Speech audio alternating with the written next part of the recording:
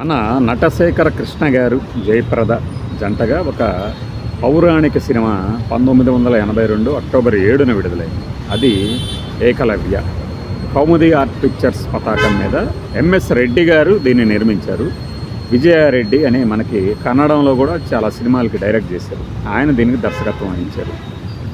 ఏకలవ్య అంటే ఒక నిషాదుడు, అలానే బబ్బరీకుడు కథల్లాగా ఒక ఆటవిక భిల్ల జాతి యువకుడిని ఈ ద్రోణాచార్యుడు ఎలా తన కపట మాయోపాయంతో అర్జునుడిని మించిన ధనుర్ధారి కాకుండా ఎలా అడ్డుకున్నారు అనేది చిత్రకథాంశం. ఇది సింగిల్ లైన్గా చెప్పుకుంటే ఇంతే. మన హైదరాబాద్లో కానీ విజయవాడలో కానీ ఒక 5 వారాలు ఆడిన సినిమా ఇది.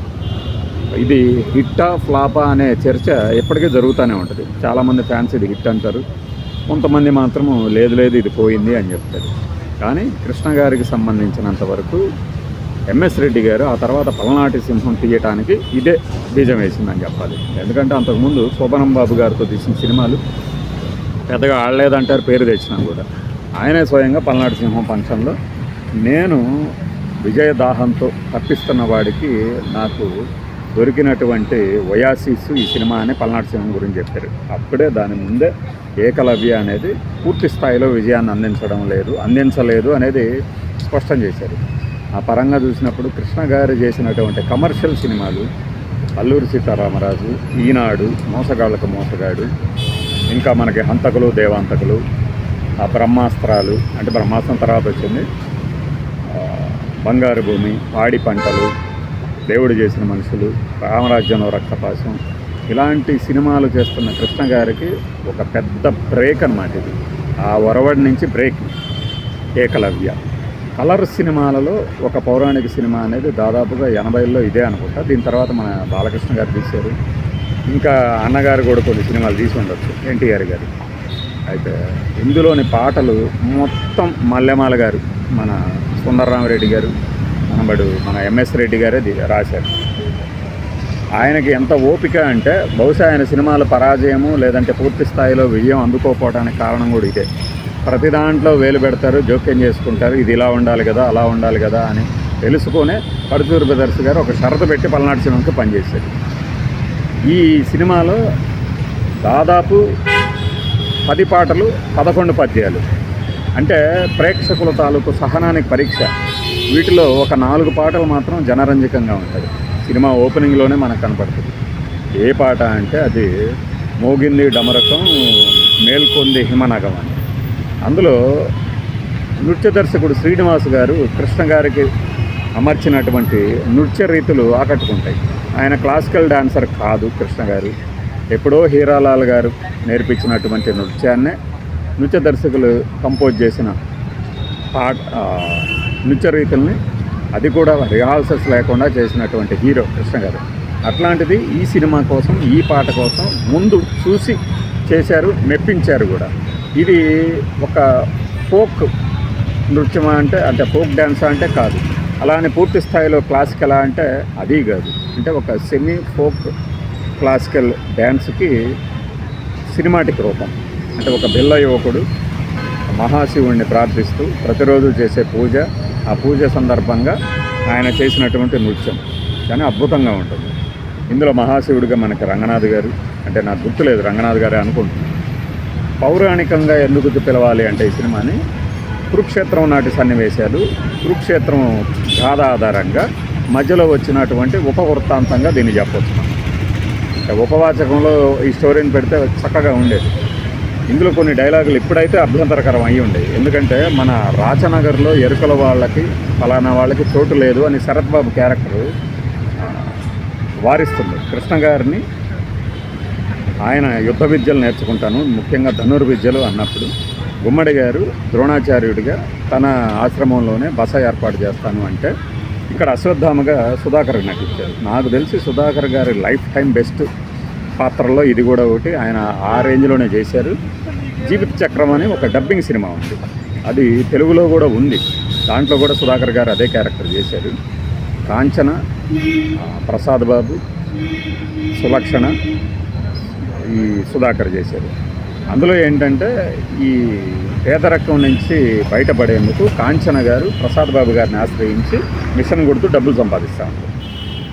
ఆయన ప్రసాద్ బాబు ఏం చేస్తాడంటే, కొంత వయసు అయిపోయింది నీకు, ఈసారి మిషన్ మీద వేరే వాళ్ళని కూర్చోబెట్టాలని సులక్షణ్ గారిని చూస్తూ ఉంటాడు. సులక్షణ్ని ప్రేమించిన సుధాకర్ గారు తన తండ్రికి చెప్పకుండా వచ్చి ఆ ఇంట్లోనే ఆశ్రయం పొందుతారు. చివరికి పేదరికంతో అందరూ చనిపోతారు విషం తాగేసి. తీవ్రమైన మహావిషాదాంత సినిమా అనమాట. మరి అప్పట్లో ఆ సినిమాని ఎందుకు తీయాలనిపించిందో తెలియదు, కానీ ఇది డబ్బింగ్ సినిమా ఉంది. దాంట్లో కూడా సుధాకర్ అదే క్యారెక్టర్ చేశారు, ఎవరెవరో చేశారు మిగతా క్యారెక్టర్లు. శ్రీవిద్య ఒక క్యారెక్టర్ చేశారు. ఈ మధ్యన హెచ్డబ్ల్యూ గోల్డ్ వేస్తే చూశానన్నమాట. విపరీతమైన విషాదము. భాగ్యరాజా కూడా ఒక క్యారెక్టర్ చేశారు. సుధాకర్ గారి లైఫ్ బెస్ట్ క్యారెక్టర్ల గురించి చెప్తున్నాం కదా, ఆ సినిమా ఒకటి ఈ సినిమా ఒకటి అన్నమాట. అశ్వత్థామ క్యారెక్టర్లో కృష్ణ గారి ప్రోత్సాహంతో చేసింది ఆ సినిమా. సుధాకర్ గారికి ఎక్కడ తన తమ్ముడు క్యారెక్టర్ ఉన్నా, ఒక మంచి క్యారెక్టర్ ఉన్నా కృష్ణ గారు వెంటనే పిలిపించేవాళ్ళు. ఆ పరంగా ఆయనకు అశ్వత్థామ క్యారెక్టర్ వచ్చింది, చేశారు. మామూలుగా అలాంటి క్యారెక్టర్లు మనకి శివకృష్ణ గారు కానీ వీళ్ళు చేసేవాళ్ళు. అలానే భీముడిగా ఇందులో మనకి భీమరాజు కనిపిస్తాడు. ప్రసాద్ బాబు దుర్యోధనుడు. అంటే ఈ కౌరవులకి పాండవులకి సంబంధించి విద్యలు నేర్పిస్తున్న క్రమంలో ఒక పక్షిని కొట్టమన్నప్పుడు జరిగే సంఘటన, భీముడు గద విసిరితే పక్కకి వెళ్ళిపోతే ప్రసాద్ బాబు అంటే దుర్యోధనుడు విసిన గద వెళ్ళి మత్తేబాన్ని అంటే ఏనుగుని తన కుంభస్థలం మీద తగిలితే అది రెచ్చిపోయి జనం మీద పడుతున్నప్పుడు ఈ ఏకలవ్యుడు వచ్చి వారిని కాపాడతాడు. అక్కడ ఎవరు బాబు నువ్వు అంటే, ఇతనే మన ఈ ధనుర్విద్య శాస్త్రాన్ని వాటిని కూడా కాపాడిందని సుధాకర్ గారు చెప్తారు. అలా ఆయన ఆశ్రమానికి తీసుకెళ్ళి విద్య నేర్పిస్తాను అన్నప్పుడు వాగ్వాదం జరుగుతుంది. అర్జునుడికి ఉన్నటువంటి ఈర్ష్య ద్వేషాలతో ఆయనకు నిజంగా నేర్పాలని ఉన్నా కూడా అన్ని విద్యలు నేర్పకుండానే, అదీ కాక ఈ రాచపీనుగుల మధ్య నాలాంటి స్వేచ్ఛాజీవి ఉండలేడు అని కృష్ణ గారి చేత ఒక డైలాగ్ చెప్పిస్తాడు. అలా ఆ యువకుడు అక్కడి నుంచి వెళ్ళిపోతాడు. ఆయన ఒక మట్టి విగ్రహం చేసుకొని ద్రోణాచార్యుడిది తనంతట తాను మనసులో స్మరించుకుంటూ అన్ని విద్యలు నేర్చుకుంటాడు. అదొక విచిత్రం అన్నమాట. అలా అయితే చివరిలో, సినిమా చివరిలో ఈ అర్జునుడు వేసిన బాణాన్ని వెళ్ళి ఒక మూకోరానికి తగలటం, దాన్నే మళ్ళీ ఏకలవ్యుడు కొట్టడం, వీరిద్దరి మధ్య విద్యలోని లాఘవాన్ని ప్రదర్శించినప్పుడు అర్జునుడిని మించిన ధనుర్ధారి లేడు, అలా తయారు చేస్తాను అని శపథం చేసినటువంటి ద్రోణుడు అంటే ద్రోణాచార్యులు ఈ పరిణామం చూసి నిరుత్తరుడవుతాడు. అప్పుడు నాకు ఇచ్చిన ఏమంటారు ప్రతిజ్ఞను నిలుపుకోండి అని శరత్ బాబు అడిగినప్పుడు, మన వింటి సారించేందుకు ఈ ధనస్సును ఎక్కుపెట్టేందుకు వీలుగా ఉన్న బొటన వేలని ఇమ్మని అడుగుతారు గురుదక్షిణగా. కృష్ణ గారు వెంటనే ఇచ్చేస్తారు. అంటే ఏకలవ్యుడి పాత్ర తాలూకు త్యాగ గుణం అది. అలాంటి ఒక త్యాగ గుణం కలిపినటువంటి ఒక పిల్ల జాతి యువకుడు క్యారెక్టర్లో అద్భుతంగా ఉంటుంది. మనకు పురాణాల్లో బహుశా పెద్ద పెద్ద వాళ్ళు చేయని క్యారెక్టర్ ఇది. కృష్ణ గారి కోసమే అట్టిపెట్టి ఉండొచ్చారని. మనకి భక్తుల పాత్రల్లో నాగేశ్వరరావు గారు చాలా చేశారు, ఒక్క అన్నమయ్య పాత్ర మాత్రం చేయలేకపోయారు అన్నప్పుడు అది నాగార్జున గారి కోసం అట్టిపెట్టి ఉంచారేమో అన్నట్టు ఉంటుంది కదా. అట్లా ఈ సినిమా కృష్ణ గారి అభిమానులకే కాకుండా చాలామంది అభిమానులకి మెచ్చిన చిత్రం. మొదట్లోనే పులిని జయించిన మొనగాడ అని సైర మొనగాడ సైసైర మొనగాడ అనే ఒక పాట కానీ సిహెచ్ కృష్ణమూర్తి గారు ఒక ప్రధాన పాత్ర పోషించారు. ఇంకా దీంట్లో చాలామంది ఈ పౌరాణిక పాత్రలో కనిపిస్తారు. దీన్ని ఒక సెమీ మైథలాజికల్ మూవీగా చూడవచ్చు. 1982 అక్టోబర్ 7న రిలీజ్ అయింది. ఆ తర్వాతే మన కృష్ణ గారివి కూడా అద్భుతమైన సినిమాలు సూపర్ హిట్స్ వచ్చినాయి. 81 తర్వాత 85 మధ్యలో వచ్చినటువంటి సినిమా కలర్ సినిమాలలో ఒక పౌరాణిక టచ్ ఉన్న సినిమా 80లో వచ్చిన సినిమాల్లో ఇదొకటిగా గుర్తింపు పొందింది. చాలామంది ఫ్యాన్స్కి ఆ మొదటి పాట తాలూకు నృత్యం అంటే ఇష్టము. మనకి మహాశివుణ్ణి స్తుతిస్తున్నప్పుడు శివరాత్రికి ఆ పాటలు పెట్టడం కూడా జరుగుతూ ఉంటుంది. ఇది ఏకలవ్య గురించినటువంటి సమాచారం. ఇది మనం లాస్ట్ ఇయర్ మాట్లాడుతున్నాము. అసలు ఈ ఏకలవ్య అనే ఒక సినిమాని ముందు దాసనారాయణరావు గారి దగ్గర స్క్రిప్ట్ ఉండిపోయింది. కొండవీటి వెంకట కవులు దీనికి మనకి రాశారు, కానీ కథా రచన దాసనారాయణరావు గారు తీద్దాం అనుకున్నారు. అది కూడా శోభనం బాబు గారితో. అది అలా అటకెక్కిన తర్వాత కొన్నాళ్ళకి ఎంఎస్ రెడ్డి గారి దగ్గరికి చేరింది. ఎంఎస్ రెడ్డి గారు దానికి తగిన పారితోషికం ఇచ్చి ఈ సినిమాను కొనుక్కున్నారు. ఆ వివాదం అంతటితో సమస్య పోయింది అంటారు. అయితే ఏంటంటే దీనికి ముందే సినిమా 82లో రావడానికి ముందే ఇద్దరు ముగ్గురు ప్రయత్నించారు అనేది కూడా తెలిసిందే. కృష్ణరాజు గారు కూడా ఈ సినిమా చేయాలనుకున్నారని అప్పటి కొన్ని పత్రికల్లో అయితే కనపడింది.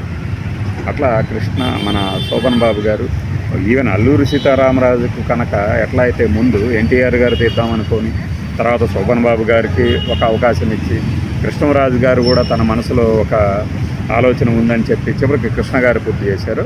ఈ సినిమాను కూడా పెద్ద వాళ్ళు తీద్దామనుకొని మొదలుపెట్టి వదిలేసిన తర్వాతే కృష్ణ గారు తీయడం జరిగింది. ఈ హీరో మాట్లాడుతున్నాము. మీకు ఆ సన్నివేశం ముఖ్యంగా చివరిలో బొటన వేలు ఇచ్చేది, ఆ వేలు నేల మీద పడిన తర్వాత భూదేవి ఇచ్చిన శాపం కానీ, అట్లానే ద్రోణాచార్యుల మీద ఉన్నటువంటి అపప్రద పోగొట్టడానికా అన్నట్టు కథలో అంతర్భాగంగా ఆ సన్నివేశం. అర్జునుడే వచ్చి వారించి అతనికున్న ఈర్ష్యతో ఏకలవ్యుడికి విద్య అందకుండా చేశాడు అనేది ఆ సన్నివేశం ఒకటి. ప్రారంభ సన్నివేశాలు చక్కగా ఉంటాయి. Thanks for watching this video. By.